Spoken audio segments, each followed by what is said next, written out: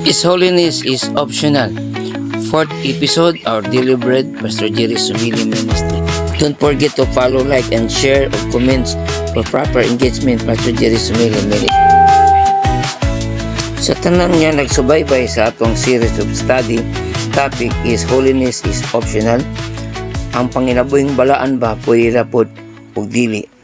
Mag-review tayo sa duha ka holiness ang atong gikinahanglan aron makashare kita sa mayong standing nato diha sa Ginoo. Una, the holiness of Christ. Libre nga atong nadawat pinagi sa atong pagdawat ni Kristo as our personal Savior and Lord sa atong kinabuhi. Ikaduha, our personal holiness.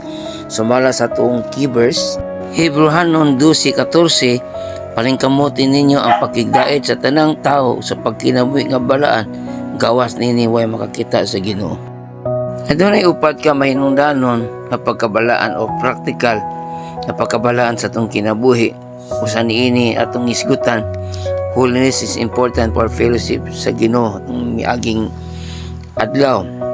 Labi na sa pagsimba, need ang holiness sa atong prayer life, important ang holiness sa atong daily walk nato sa Ginoo, importante ang holiness. Ingon ni David sa Salmo 66 verse 18, "If I regard iniquity, the Lord will not hear me." Karon atong hisgutan ang ikaduha nga topic nato. Holiness is important para sa atong kayuhan. Nga makabaton kita og maayong dungog, maayong testimony aron dili kita masawayan. Isip kita ang kahayag ug asin sa kalibutan nga makabaton kita og maayong reputasyon sa mga tao. Sulos panimalay kung ugaling ikaw pay luwas sa inyong pamilya.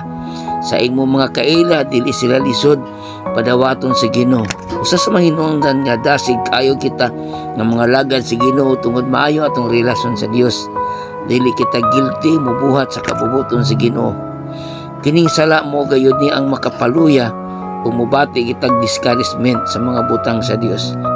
Like what David testimony sa wala pa niya gisugid sa Ginoo iyang sala, ingon ang Psalms 32 verse 3 ug 4, so wala ko pa isugid ang ako mga sala, naluya ako tungod sa paghilak sa tibok adlaw. Murag karma resulta sa mga sala. Adlaw gabi gisilutan mo ako, nawadan ako umoy sa masayamog na nauga inig-abot na sa ting init. So bation niya kanunay guilty, walay kalipay uga sa pag-ampo, pagsimba o pag-alagad. Sa verse 5, hantod gisugid ni David ang iyang mga sala sa Ginoo, nadawatan niyang gugma, pasaylo ug kalinaw gikan sa Dios.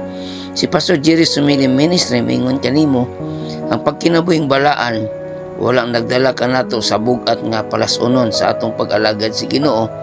Hinuon mo kini ang sikreto sa malipayon, madasigon, excited ng manginabuhi ug ng mga lagad sa Ginoo. God bless you, Jesus loves you.